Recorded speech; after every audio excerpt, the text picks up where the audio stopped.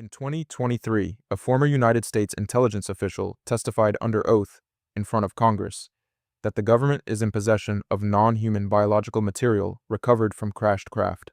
Not a blogger, not a late-night radio host.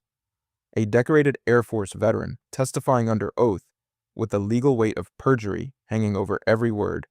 That single moment did something that decades of grainy photos and blurry videos never managed to do.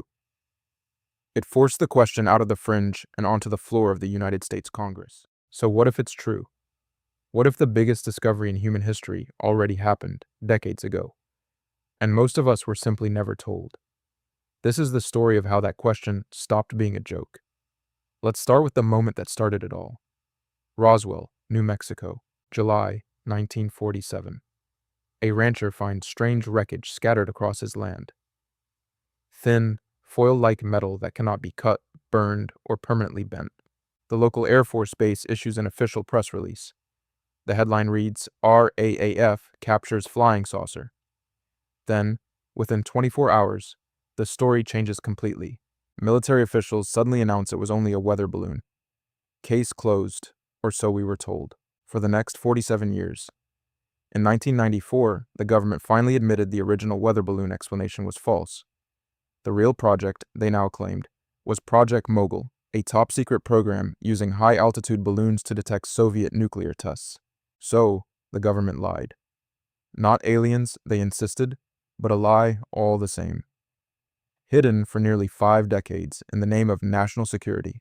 And once you know they lied about Roswell for 47 years, a much harder question follows.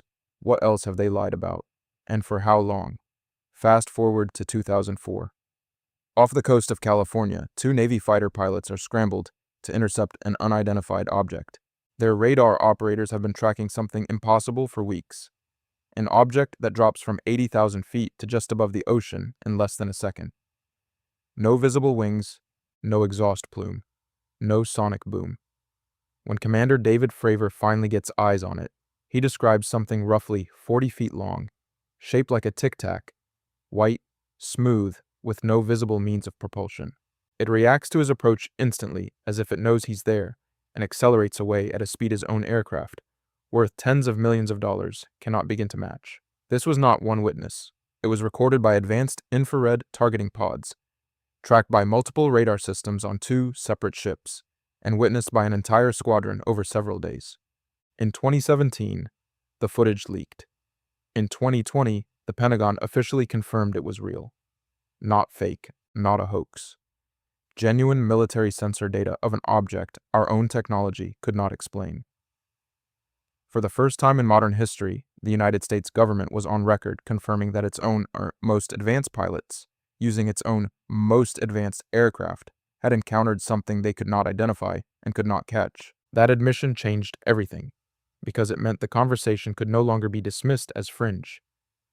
In 2022, the Pentagon created an official office for this, called AARO, the All-Domain Anomaly Resolution Office, tasked specifically with investigating unidentified aerial phenomena. A government does not build a dedicated task force, staffed by scientists and intelligence officers, to investigate something it considers a joke.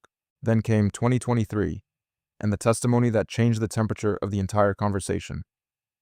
David Grusch, a former intelligence officer with direct access to classified UAP programs, testified before Congress that the United States has been running a decades-long secret retrieval and reverse engineering program. He stated, under oath, that the government possesses non-human craft, and in some cases, biological remains recovered alongside them.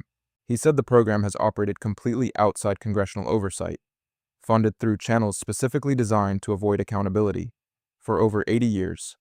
Multiple other military and intelligence witnesses have since corroborated parts of his claims in classified briefings. Now, it is critical to say clearly, testimony is not proof. Grusch himself stated he has not personally seen the alleged craft or bodies. His claims are based on interviews with others who told him they had direct knowledge.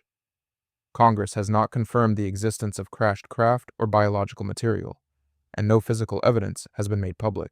So why would this be covered up, if it were true? The people making these claims argue that the technology involved, if it exists, could represent a strategic and economic advantage worth more than anything else on Earth. Advanced propulsion, new materials, science, potentially an entirely new understanding of physics itself. In that scenario, the incentive for total secrecy would not be a fear of panic. It would be a fear of losing control of the single most valuable discovery in human history. Skeptics push back hard, and for good reason. Extraordinary claims require extraordinary evidence, and so far, every congressional hearing has produced testimony, not proof. No recovered craft has ever been shown to the public. No biological sample has ever been independently verified. Some of the most experienced UFOologists in the world remain deeply skeptical of Grusch's specific claims, even while agreeing that the broader UAP phenomenon deserves serious investigation. But here's what makes this different from every alien story that came before it. This is no longer a claim made by an anonymous witness in a diner parking lot. This is sworn congressional testimony backed by military radar data the Pentagon itself has confirmed as real, investigated by an official government task force created specifically for this purpose. Something is happening in our skies that trained military pilots using billion-dollar sensor systems cannot explain. Whether that something is classified human technology, a misunderstood natural phenomenon, or something else entirely, is still an open question. But for the first time in modern history, it is a question being asked on the record, under oath, by the very people trained to know the difference. So ask yourself the question again.